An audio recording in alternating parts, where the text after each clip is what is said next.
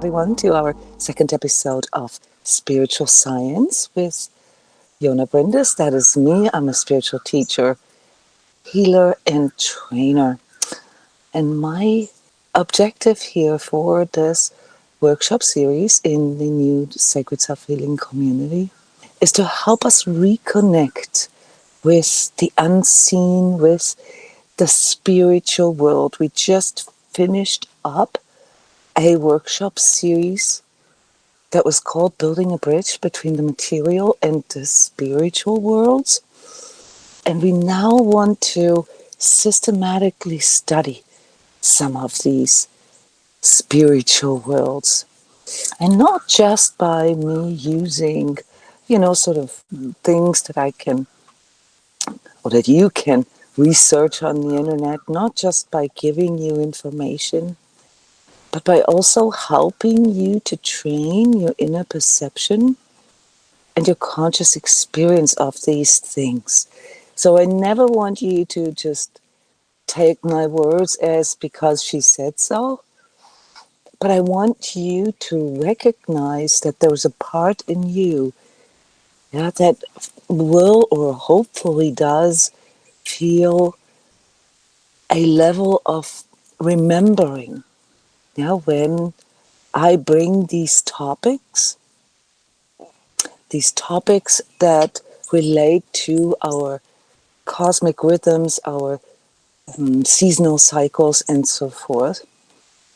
Yeah, and that sort of spike or reignite your higher cognition, your higher perception, that allows you to reconnect with these cosmic cycles in a way that you can actually yourself vouch for it, and not just because, well, that's how we've always done it, or this is the way you have to do this. At any time, you can ask questions. Yeah, so raise your hand, you can comment here, and I want you guys to enter this deeper understanding, which, as you all know, occurs in you through inquiry, through asking questions. First, you may just ask yourself a question, and then you will feel that there is sort of something in that question, that is coming out of you. Understand that when we ask questions, it's not about the answer. It is about the forming of the question inside of you. That is what cultivates, what refines, what strengthens the part in you, the higher ego or the I in you. Yeah, and with it also the connection with your higher self and all that we as humans are set out to do. We are designed to inquire about our environment, our fellow humans, the earth, the sun and the stars, the cosmos, and find our place in this sort of big sort of reality that we are exposed to when we are incarnated in this physical material reality. So just real quick, we all remember that, or we all agree that we are not just a physical body, but that we are fundamentally a soul, that is having a physical material experience. This is an important step in our spiritual inquiry. It's the first step in which we recognize that there is something more in us. More as in not just physical. And what's so difficult for us humans is to get this together. How is this? Am I like a body that has sort of a soul attachment here somewhere? Yeah, or like in the golden compass, like a little pet animal that follows me around. Is that how I can imagine my soul? Or is the soul only something that we are encountering in the afterlife? Should there be one? Or am I fundamentally a soul? Yeah, a non-material being that is here to have an experience that I could not have as this soul being, as this spirit being. Fundamentally, a soul being is a spirit being that I could not have in the spiritual reality. So, building a bridge between the material and the spiritual reality that we experience, that we both experience, occurs through inquiry, through asking questions such as, who am I? Why am I here? What happens after death? Where do I go? Where did I come from? As soon as I have this understanding of myself as a spirit being, a soul being, I need to start asking those questions. Yeah, because I didn't just sort of randomly started to exist. This soul, this spirit being in me had to be somewhere before it came here. Yeah, this is the spiritual reality. And yes, I'm having this physical experience right now, this solid, densified experience. And that's that. Okay, that's hard enough to deal with, but I also have to go somewhere. Or does it just all poof away? Yeah, this is sort of the first step in building the bridge and entering the realm of spiritual science. We enter nature science the moment we ask questions about how does this work. Yeah, I'm looking at a tree, a blooming tree in front of me, and I can ask nature science, how does this work? Yeah, that there's a seed, and out of this seed, when I put this into the soil with enough water and sunshine and warmth and nutrients, the seed transforms into a sprout that germinates.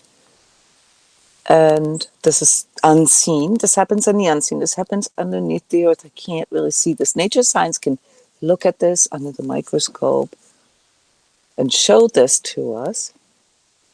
It can show to us how that happens, the different stages that a seed goes through in the soil, in the earth, until we have the seedling that then grows up to become a tree. So nature science can answer this to us along with so many other things. Yeah, everything from how molecules are built, how atoms, look like, or how we could imagine them, what nuclear energy is, what, materials are, yeah, how the planets move. Nature science can explain to us how it works. But nature science cannot explain to us why. Why? does the tree, the physical expression of the seed,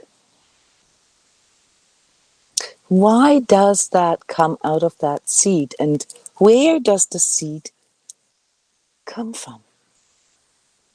And how does the tree know, what it's supposed to do? Nature scientists, material scientists will say, oh, well, that's all genetic. But if it was like that, if it was all just in the molecules, the atoms, the DNA strands, we could recreate life easily. We could just put it all into a petri dish and, analyze exactly the composition, and we could recreate this tree. Or we can recreate a human. And yet we cannot. You put all the components that we now know from a scientific point of view, all the cells, all the molecules, all the atoms, all the elements that are contained in the human body, and you can put it all into a container, and yet you'll not have a human. Now, obviously, material science is eager to uncover the secret of life. So it tries to simulate it. It tries to come up with ways to copy it, to clone it, or mix it somehow, recreate it. But the secret of life is not something that material science can describe or even inquire about. For as long as life is being seen as a material reality only, it cannot be understood. Spiritual science, which, by the way, is roughly, in this sort of developmental or evolutionary strand that we are in, probably somewhere between 8 and 10,000 years old. Because ever since, at least this is what our sort of historians say, humans could think, they would inquire about these unseen worlds.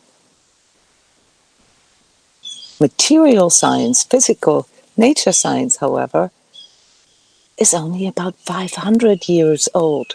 And so we have this weird obsession with material science nowadays, completely ignoring that which has already been inquired about, investigated, by hundreds and thousands of scholars, even researchers, that has been revealed through our collective human spiritual wisdom.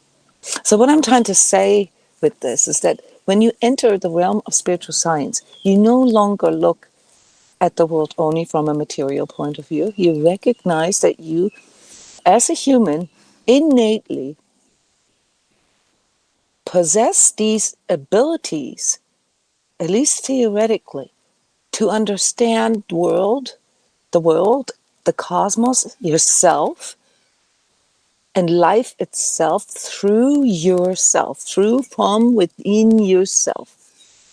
Not just through looking at it, counting it, and composing it, but through the inner experience of life itself. That we possess these abilities. And this is what I would like to agree on as proposition or propose here, that we start there. We already have all abilities, or say tools, faculties, that are needed for us to understand the connection between the physical and the spiritual, the seen and the unseen worlds. But We need to refine those spiritual senses and organs that are sort of dormant in us through inquiry, through conversation, through sharing, through exchange, through feedback with one another and the world out there. And basically, the top layer of the world that we are encountering here in our life is what? Nature. So we want to take a look at all these things that occur in nature, as we've already found out in episode 1,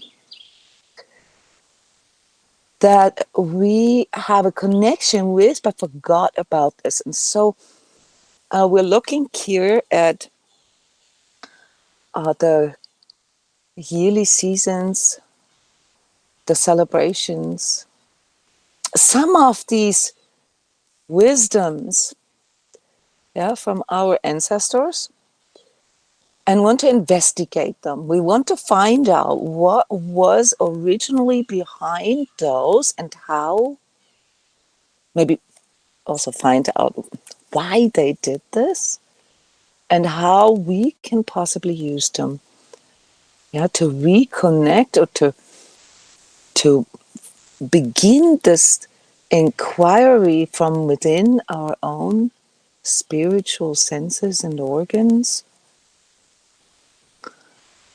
that can allow us to better understand the world, the people in this world, ourselves, and perhaps also the cosmos as such, and life itself. So it is June 24th, officially the time of celebrating Midsummer.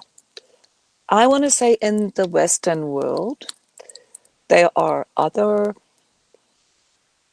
celebrations in around the world. Let's not forget that most of our civilizations in the Southern Hemisphere, except for the indigenous ones, originated in the Northern Hemisphere. So a lot of the traditions that were formed, over thousands of years in the Northern Hemisphere in the early stages of our Western civilization got carried over into the Southern Hemisphere. So this is why we often have a little bit of confusion here, because even though our seasons are opposite, they do connect often in the habits or rituals or holidays, if you will. And the way to not get confused or, maybe deterred by this fact would be to recognize that these polar opposite holidays or seasonal times, that they represent reflections of one another. Yeah, they're mirrors. So when I talk about midsummer, midsummer is happening here in the Northern Hemisphere, midsummer, June 24th, around the summer solstice. Then everything I say about that is basically sort of the mirror of what is happening in you if you live in the Southern Hemisphere. Yeah, if we take the tree again, in midsummer, the tree, like right now, I'm looking at it, would be in full bloom. It would be in full outer expression of itself. In winter, at midwinter, around the winter solstice, by the way, also around the time when we celebrate Christmas, that would be the opposite. It would be sort of the reality. Yes, hello. It would be the opposite of that process of bringing yourself into the expression, into the outer expression, into the sort of outbreath of life. It would be sort of the perspective of the seed. that takes in all of these unseen spiritual forces, yeah, that live within the earth, that live in the sort of underneath level of its existence. In other words, as we're walking through the year together, I will always mention sort of what the meaning is for the Northern Hemisphere. But this is something that you can do on your own if you just sort of visualize sort of the other polarity of it. It is always that we look at the connection between the physical material, and the spiritual unseen reality. Yeah, and the way this relates to one another is that it mirrors one another. And we have these four main seasons, yeah, in our calendar: summer, fall, winter, and spring. And those are at their peak, the sort of the shift change. So every time I talk about a solstice, every time I talk about an equinox, yeah, I'm pointing at the energetic reality, or sometimes I call it the energetic secrets underneath it. So the energetic secrets of Midsummer, yeah, a spirit is the spiritual turning point, yeah, the shift change from the out breath, the full on outer expression of these spiritual forces, back into the conception, yeah, of what the force is, what the power is underneath it that brought it into this outer expression. It's the in breath again. So if we go back to our example with the tree, it would be remembering the seed in the tree and not just getting swept away by the beauty of the tree, by the out breath of nature, but remembering the in breath. This spiritual turning point every year is also called St. John's Tide. This relates to the New Testament, to John the Baptist, which is roughly historically placed 2,000 years ago. But Midsummer is much older than that. But when we look at sort of Christian esotericism, yeah, we can observe that there is sort of a relationship that is being formed, yeah, between sort of just breathing in life unconsciously, living your life unconsciously, and living your life consciously, recognizing the purpose of why you are here. And especially, this is the relationship to John the Baptist. We're going to go there in a moment. To announce, to prepare what is to come. Yeah, basically why we're here and what we're doing and what we need to understand. So as we pass through the longest days of the year here in the Northern Hemisphere, the sun begins its slow descent. And when we celebrate this turning point, this shift change, it is a spiritual invitation now to enter, yeah, the sort of more spiritual perspective again, heading toward winter.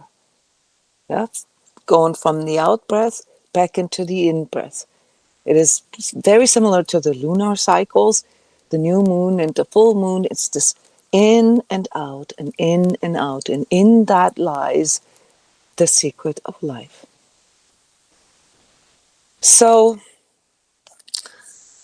outwardly in the material world, at midsummer, we can observe the abundance. We can observe the light, the expansion, yeah, the beauty of nature. This is the time of the year where we are intuitively most connected with nature. Some of us live in places where we can actually be outside all day, yeah.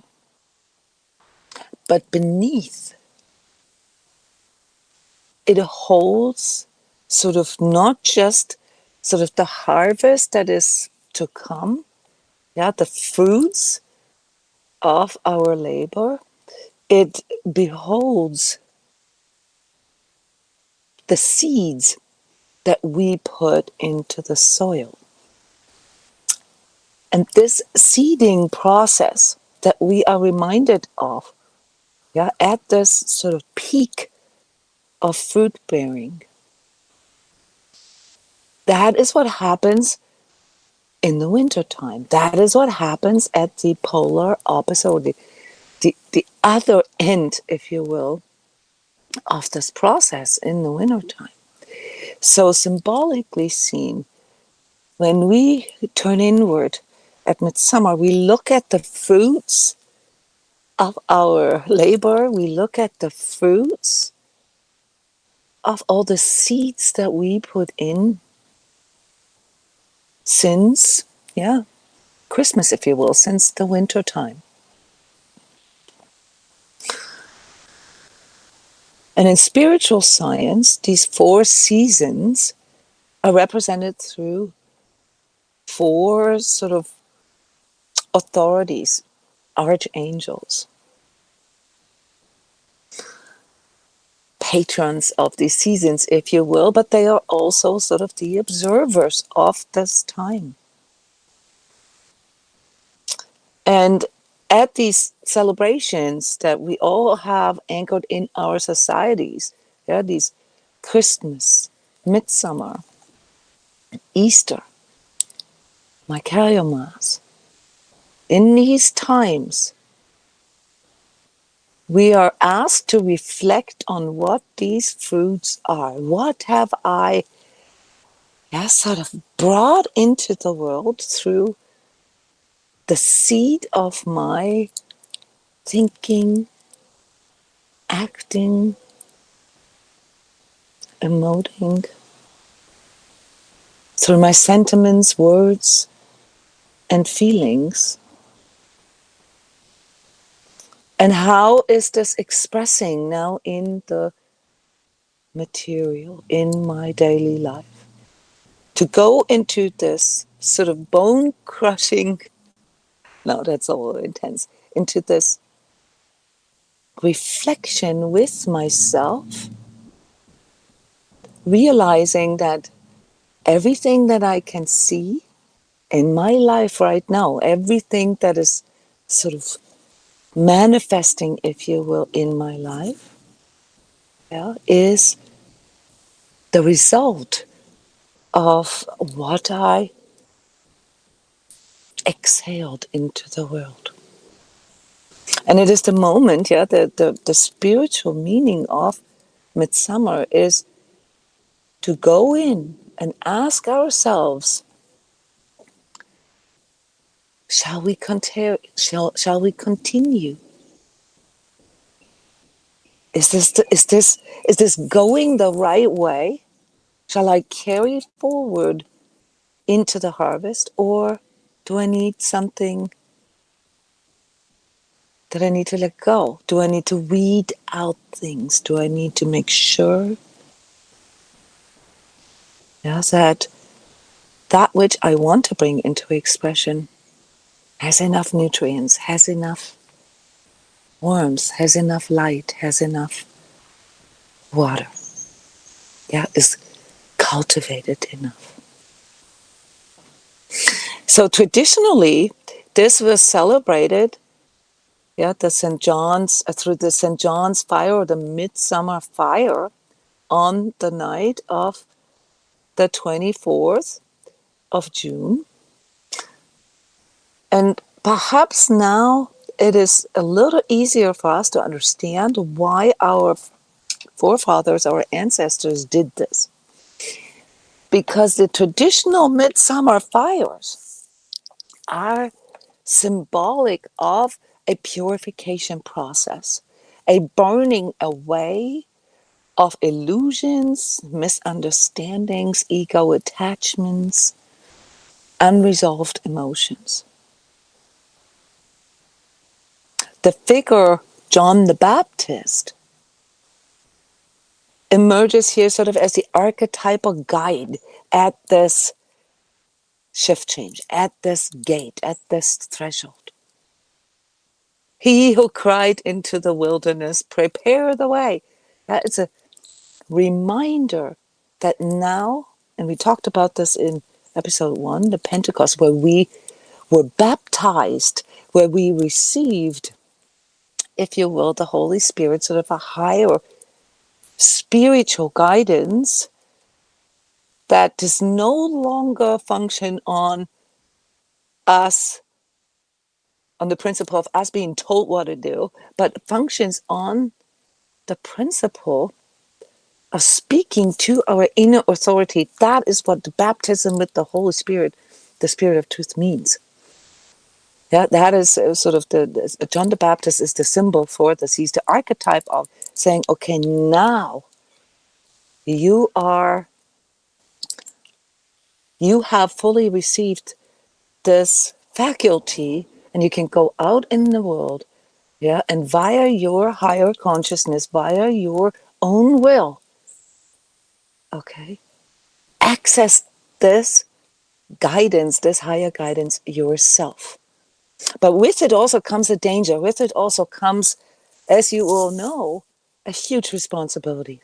Because if that is how we humans now are supposed to operate, we're supposed to operate from within our own inner higher faculty. Yeah, this is preparing the way. This is basically leading up to us learning how to become conscious co-creators.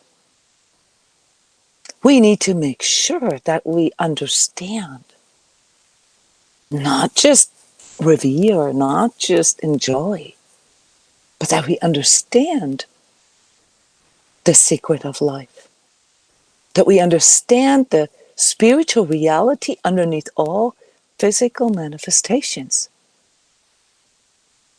And so every year around Midsummer is kind of like bookkeeping day, inventory day. It's where we say, well, look, let me look at these manifestations in my life. Is this really what I wanted? It's not that these things happen to us randomly or that they come into our lives, because we are victims of something or life just is this way.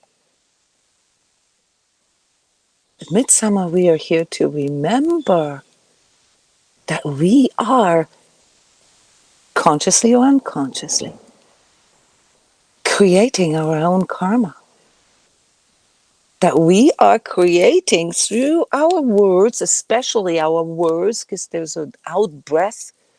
We're inscribing a sound with a meaning into air. Guys, from a spiritual perspective, this is a highly alchemical process. We are expressing our deep inner spiritual reality into the physical reality. And that it is our responsibility to make this connection so that we can see what it is that we are creating here. And of course, in a larger sense, what it is that we are creating for the entire collective, for the earth, for the cosmos. What are we representing? Why are we here? Or say, well, as humans, we are this sort of, we're built in God's likeness, at least that's what Scripture tells us. Is that something that we can even fathom what this means? Does this mean we look like God or God looks like us? That would just be the outer part of this. It's really irrelevant if you think about it. What's much more relevant is the powers that we are sort of carrying in us as a seed. Now, you've heard me often you've heard me talk about, you know, comparing sort of finding our own spiritual ID, our own individualized soul self, that we're still sort of in somewhat of a teenage stage of it. Yeah, we're just now realizing that as individual we carry this potential, this potential of a higher self in us, but we still kind of lost as to how to really do this. And we are a little too much focused on setting ourselves apart from others and say, well, no, this is me, this is I, this is, the ego. So we're a little bit still too much focused on our ego. Yeah. Although most of you already know that this is not the way. So you can feel this inside of you. You can feel that your ego, the lower sort of parts in you, that pull you into material reality only. The avoiding pain and seeking pleasure. That's all linked or all just, pertaining to physical existence of you. And that the actual task is to strive for something higher. And so at Midsummer, we are reminded to go into this self-reflection process. Yeah, it's the time, or energetically seen, Midsummer is the time of self-reflection with compassion. And there is this fire. Originally, it was a very smoky fire. It wasn't about the fire itself, what our ancestors with the, say, the pagan priests or high priests in history, what they were after the smoke. The smoke that arises into the air, that connects with the heavens or with the sun and the stars, with the higher spiritual realms. And through that fire, we can see or it is revealed, what it is that we need to see. It is revealed what needs to be healed. In this self-reflection with compassion, and the warmth of it reminds us to not escape our shadows, to not run away from this or deny it or pretend it doesn't exist. All the things that we regret, that we can feel aren't as we really want them yet. So instead of faking it or running away from it or denying it, we are looking into them and strengthen our will to do better, to strive for the higher, to reach a higher level of, healing, integration, or co-creation. So this time, this midsummer time, the St. John's tide asks, are you willing to see yourself clearly? Can you love the parts of you that are still maturing? Will you offer up your shadows, your error perceptions, not in shame or guilt, but as sacred compost for the new, as offering, as food, as decaying matter that serves as food for your new creations. So Midsummer also brings in this understanding that for new life, for new creations, the old, the tree will, or the plant will die.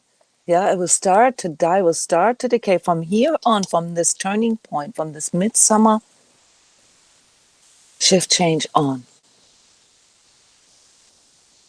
The spiritual forces in the plants, will no longer build. They will now, start to decay. And if you will, the word decay is a little strong for most of you, but if you will, the moment the plant forms a fruit, it is already sort of programmed, to die. These plant parts that are basically sort of transforming into the fruit. That is, in fact, actually, from a spiritual perspective, a dying and later then a decomposing process. So all of you who do gardening, this is the time now where your plants, even though outwardly it still looks like they're growing, but they are preparing the way for the fruit. And the fruit is the manifestation. And after the fruit comes, the process of the plant dying or plant parts dying, leaves falling from the trees, and going back into the earth, the decomposing of the old, that then produces the nurturing, the nutrients for the new seeding process. And that's really what all this is about. To fall into fertile ground. And that fertile ground, guys, is our awareness. So this fire, this midsummer fire ritual that so many of our cultures still have sort of somewhere in there without us knowing what it's for, is really about making an offering. And those of you who have been at workshops with me in Iceland or Colorado, they know that during the summer solstice, we always do a fire ritual in which we write down the things that we want to let go, the things that didn't go well yet, the things that are still maturing in us. We write them down and offer them to the fire. And actually what happens there is in our words, and I would usually say something that goes with the smoke. In our words, we are inscribing our offering into the air. It's a really beautiful picture. For me, it's often just a remembrance because I have done this so many times. If you have never done this yourself, you can now, today, take a candle, write down on a piece of paper, on a leaf, I do this in different ways. You can even write on a piece of wood or whatever. I don't necessarily have to burn it for the ritual because it is not so much about the burning off the paper or the leaf or the wood. It is more about you reciting that which you are willing to do better.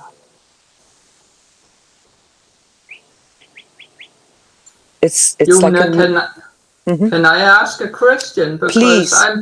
I'm sitting here and thinking about our tradition, as Annette mentioned, with the witch Yes. we burn.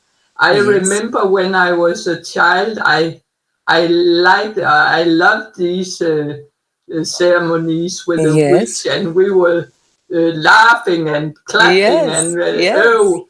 And now I can really feel that, oh, I don't like that with a witch. I can nearly feel it inside how, yeah. We have to But recognize. why Sorry, go did ahead. we, no, I'm just don't know why we burned the witch. So we have to recognize, what the witch as a sort of archetypal symbol stands for. Yeah. What does it stand for in our lives? I I feel that when I was a child, it was something bad, which was something bad. Right. It is. So this the leftovers of our understanding, yeah, is that we just remember that there is something bad that we have to get rid of. Yeah, Yeah. yeah, So the perhaps. witch is an archetypal sort of symbol for that. Because actually, uh, the ritual of burning the witch, Yeah, yeah, yeah. that's actually celebrated on, the end of May. Yeah. Okay, At the end of May is when all the witches come together, remember? okay, And that is when we celebrate, the 1st of May, the May celebration is actually, oops, sorry, the it's the end of April, it's the beginning of May. The 1st of May okay, celebration is actually where, sort of all the witches come together, and conspire. And the midsummer then is sort of with letting go and burning all these dark parts in us, yeah, by okay, offering them to the fire. We are winning over the witch in us, the okay, dark part, the shadow part of ourselves. The whole okay. point. It's the So whole I, point. It's yeah, not the outer witch; it's the inner witch, really, that okay, you're burning.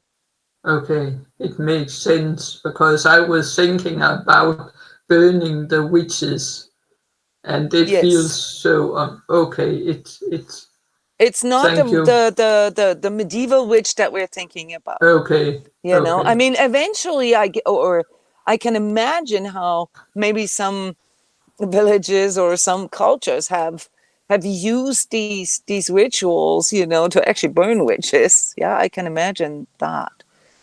But it's really about the sun and the stars and connecting with the cosmos and stepping into self-reflection. Mm, It's a form of shadow work. okay, Yeah, it makes is sense. recognizing the polarity of ourselves, that we all Mm, have this light being, this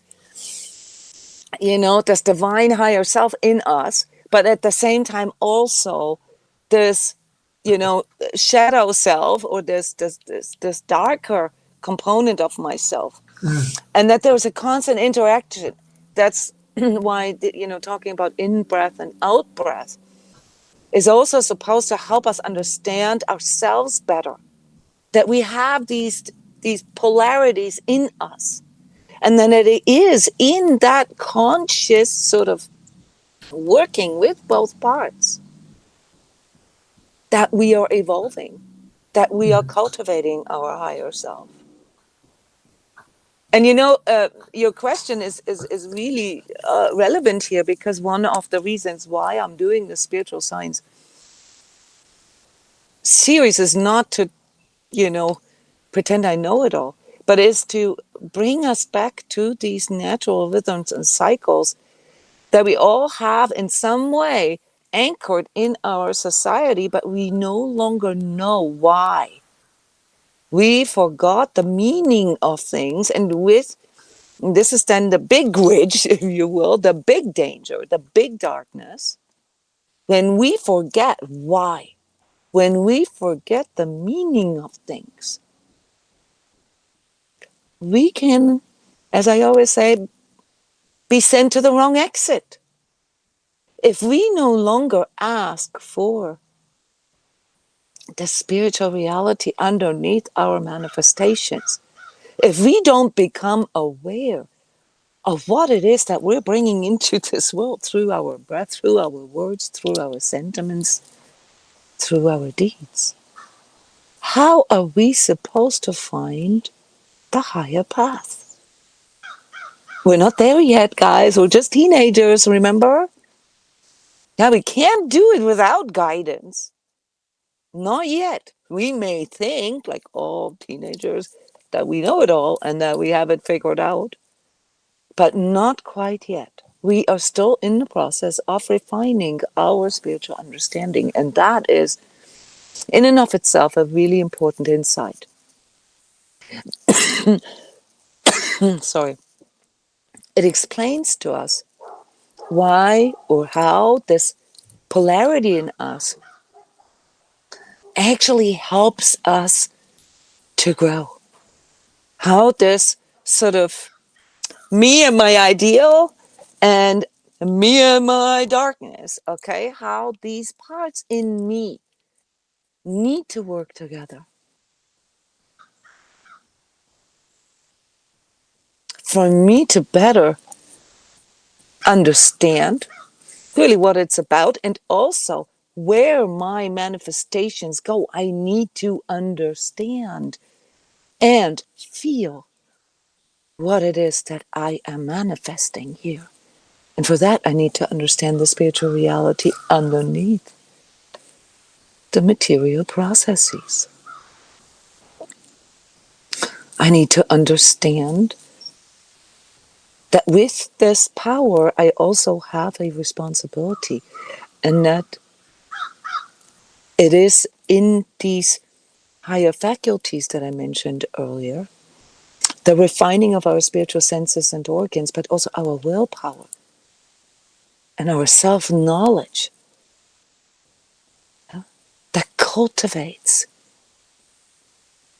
our awareness, that makes that our sort of raw powers that we have, that turns them into a diamond. But also, along with that, the self sort of recognition that we're still, quite early in the process. We still have a lot of error perceptions. And so if we want to strive for the higher in a sort of more conscious awareness, we need to step into it. We can't be afraid of the witch. We need to, yeah, of the inner witch. We need to step into it, and we need to recognize it within ourselves. I need to say, okay, I would like to do better. I want to do better. I feel it in my heart as my heart tells me that I could do better. But I'm often, still kind of not quite there yet. But to take that tension or that friction that occurs in us through that as a motivator, as a reason to wanting to do better. And you have to understand that the seed, yeah, from a spiritual perspective, the seed that in us that makes us want to strive higher, that makes us want to do better, that's in our heart. It is a flame in our heart, the sacred heart. And then in Christian esotericism, called the Christ impulse in our heart. We feel the Christ impulse through our heart. That is the part that needs to come together. We need to have the awareness. So it's not enough to just look at the psychological components of it, but it is an important part. And then we need to feel it. We need to really feel what the ideal is and where we are headed with this and what it is that we want to bring into this world. And that is then sort of the diamond, that is the refinement of our spiritual faculties that allow us to make, well, better choices, if you will. So I promised you a little story here, a little allegorical story. And after the story, I want to actually sort of simulate this ritual with you by reading, and I'm going to post it for you, by reading sort of a little invocation that we can do at home, turning on a candle or a fire if you can, but don't, do this in a safe way, where we sort of let the spiritual world know that our heart can feel it and that we really, really want it. That we really, really want, that we aspire to become our higher selves. Can you imagine a teenager coming to you who's just sort of called you names or acted rude to you and pretending you don't exist, right? I mean, I'm a mom, so that's sort of normal experience as a mom when your kids go through teenagehood. But can you imagine, you're a teenager coming back to you and saying, Mom, I recognize now how rude I was. I recognize how, ungrateful I was. And I'll probably be rude and ungrateful tomorrow again because I'm still trying to figure this out. But I want you to know that I love you, and I want you to know that I aspire, to learn from you, to be like you, maybe even better than you. This is how you have to imagine us, talking to, Archangel Uriel, or your guardian angel, or the spirit world, depending on how you visualize this. To give an intention, and knowing that you're still messing up. Knowing that being human means this huge, big polarity in you. On one hand, having these fantastic co-creator abilities. And on the other hand, being plagued by an ego and temptations and compulsions through the material world that distract you from your actual sort of mission here as human on this. So this is what it means to be human. And the story, which is called Fireflies, that I'm going to read to you here in a moment, brings in another aspect to this, namely also what happens when we go to the wrong exit. That this is the danger of our times right now, is that we have forgotten about all of this, and that we are about to lose this connection to the spirit world, that we are like bratty, entitled, full of ourselves teenagers that are turning our backs to our parents. This is how you can visualize this. But the story itself goes a little differently. You ready?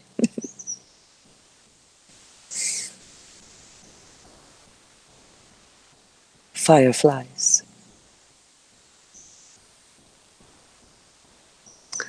For St. John's tide and the age of false light.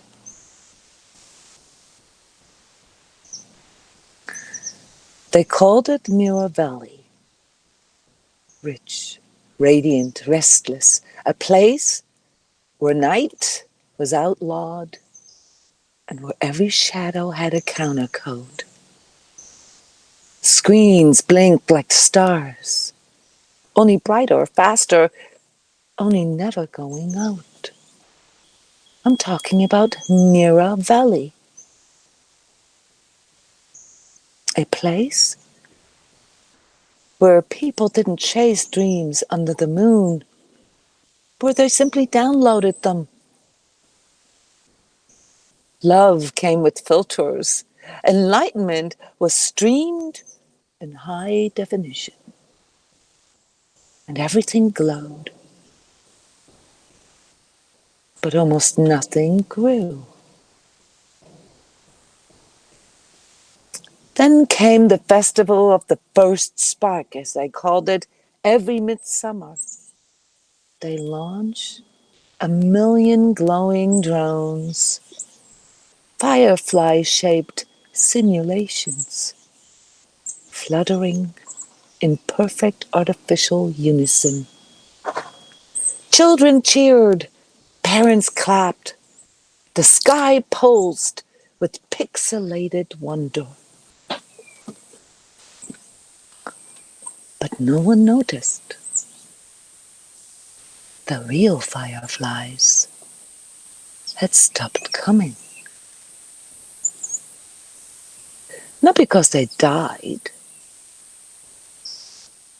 not because we forgot how to look, but because we forgot how to look for them.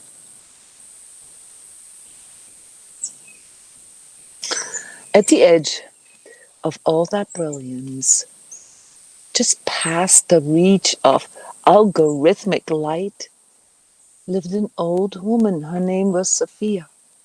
She didn't attend these festivals. She didn't scroll for meaning. She lit a single flame and waited, quiet, present, still. One night, a boy wandered away from the noise. Ben was his name, curious, searching, and a little frightened. He found her hut under an old breathing tree and saw something strange. A jar glowing gently, and inside, a real firefly. "Why don't you come to the city?" he asked. "There's light there everywhere." She smiled. "Ah, but what is a light that casts no shadow?" That's not light. That's anesthesia."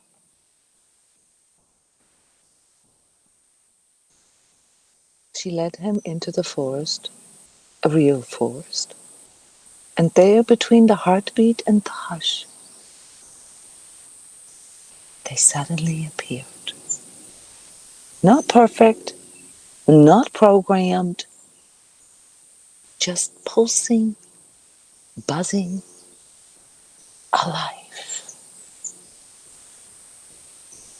"This is what midsummer is," Sophia whispered.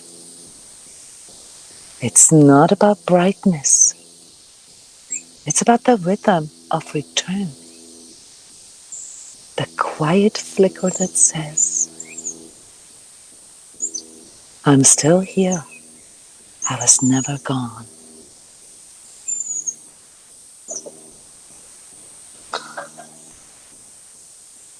Ben was first confused, but then began to see it. Not with his eyes, but with that ancient pulse inside that still remembers how to feel the world.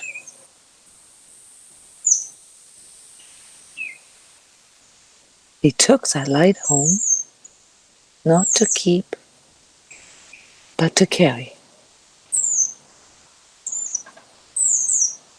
And as he arrived at home, he dimmed all his screens and began to ask different questions. Who am I really? What did I come here to do? What comes next? And then he opened the jar and let the firefly rise so it may return, so he may remember. And silence became his teacher in this way. And one by one, others noticed, not the boy, but the glow returning to his face, and one by one the real fireflies returned, not because they were summoned, but because we made space.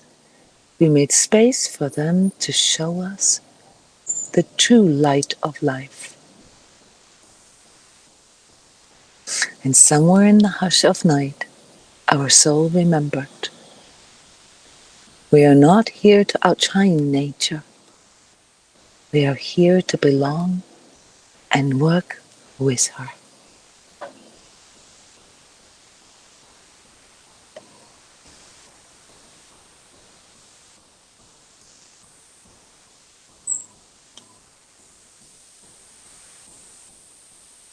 So this is the moment where you turn on a candle. If you want to sort of follow in these footsteps, and where you can do this little midsummer offering.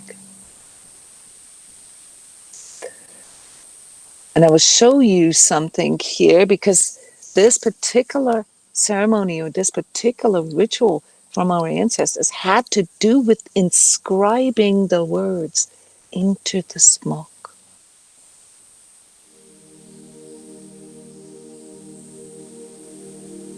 The invocation for the midsummer offering. A conscious act of gratitude. To the life of light, beings of wisdom and light who walk with us unseen, we thank you for your guidance, for the quiet nudges and sudden clarity, and the strength you lend us when we remember to ask. As this smoke rises, we offer you our gratitude. We offer you our willingness to grow, to let go of what no longer serves, and to make space for what is true and enduring. May this be a real gift, not of words alone, but of honest intent. We thank you for the insights that reach us through dreams, through thought, through challenge. We thank you for reminding us of what matters, especially when the world tries to distract us. Into this fire, we release the patterns and thoughts that keep us small or stuck. We release the old stories that no longer belong. And in return, we open ourselves to clearer perception, to greater courage, to deeper love. May this offering of smoke carry our sincerity to the higher realms and light our soul like a firefly for you to see. May we stay connected to our presence, to your presence, not just today, but in the days ahead. Thank you for walking with us, for helping us remember who we truly are, and for holding the light steady as we learn to carry it ourselves.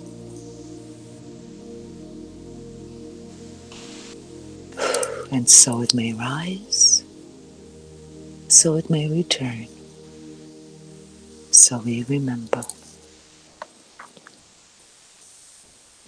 Thank you.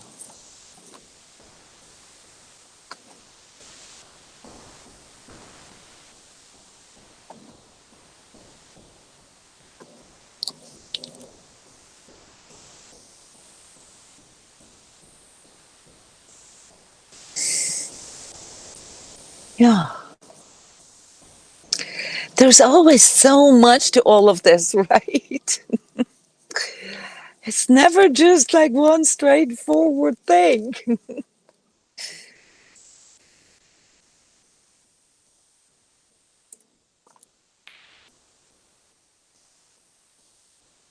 Who wants to share? That was beautiful. Yeah, I don't know what to say, but it was just very connecting and very. I don't know. I don't really have words for it, but I And became really reminded of the silence. I think that was what stuck most to mm, me. Yeah, the silence. Remember that because there are so many distractions, as you said earlier. Yeah. So so we had a talk for an hour, about the deeper meaning of something, yeah, to bring in sort of our understanding of things. And then we had to sort of use a different part of our perception. We had to go into visualization. I hope I was able to do that. I'm not an expert in this, but I do teach children, as you know. As an educator, I constantly have to do this, translate something into something that the kids can imagine. And then formulate this invocation. I thought about doing the invocation in the beginning, Annette, but I think that if I do it in this order, and please give me some feedback here, I think that invocations like this have much more power when we say them or when we read them because we understand them better with yes, our heart and our mind. it connects you with the heart, and I think the Yeah. order is perfect because you get some understanding, and then you get this story that just connects you and creates pictures in your head and Yeah. feelings and yeah. And then when you say a prayer or a mantra or an invocation, and you have that feeling that goes along with it, that flame, in your heart, you become the firefly. You become the firefly for, the spirit world. They can see you. This is what Midsummer is about, Mm. not burning the witches.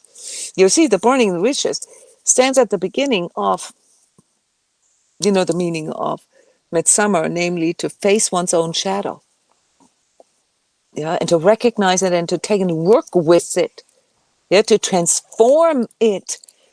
Yeah, the shadow, the witch, is being burned so that it can decompose and become the learning experience, the fertile ground and fertilizer, the compost for the next manifestations, for doing better.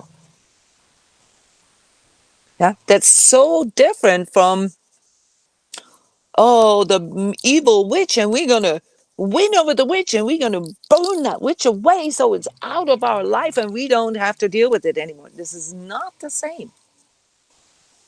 Can you feel the difference now? It's very much, yeah, Yeah. it's a totally different perspective for me, but that Yeah. was very clarifying. Thank you. This is how spiritual science, as a literally a new way, a new paradigm of seeing the world. And you don't have to believe all this. It's not a matter of belief, but how it can provide you with a different perspective. You don't have to agree with that. That I leave up to your own heart, to your eye. You have a fully functioning eye. I'm not the giver of that. I'm just a helper for you to fully connect with it. So it's not about agreeing with something, it is about connecting with something and realizing that there are different perspectives. Yeah, just like how material science can give you a different perspective on things. Sort of mind-blowing things that you didn't know. Fun facts. Did you know that? Blah, blah, blah. And you're like, wow, really? I never knew that. And the same, occurs, in spiritual science, where you look at the unseen things. And, someone who studied that, someone who's worked with this, like myself, like so many other people out there, can say, well, listen, that midsummer thing actually could also be seen like this. And that would be the spiritual purpose of this, sort of secular, cyclic, seasonal sort of expression in our cultures. So we're going to continue doing this. By the way, the midsummer time, the St. John's tide, this sort of self-reflection with compassion time, reaches all the way into like mid and July. So this is basically sort of this high summer time. And the same in the northern hemisphere. Sorry, in the southern hemisphere, where you are focusing on the seed. Here in the northern hemisphere, we are focusing on the compost. You are focusing on the seed. The ideals, what it is that you want to manifest. We are focusing on what we need to let go in order to manifest. So I hope that this was helpful for you guys. Thank you so much. I will post this on YouTube. So if you're watching this on YouTube, don't forget to push the like button. Don't forget to comment on it so that other people can see this as well. You will obviously have the recording in our Sacred Self-Healing community, our free spiritual community. Go to my website, transcodes.com, to find your way to our free spiritual community. Thank you so much for commenting, for asking questions, for being here. It's wonderful to come together as all these little fireflies. Thank you. And those of you who are artistically inclined, if you feel inspired to paint a picture, draw, or make music or whatever, when you're listening to things like this, post a picture, post whatever sort of comes out of your inner mind's eye. That connects you with the content. Maybe it can help others. Maybe it can reignite other people's sacred heart. I love you guys. See you very soon.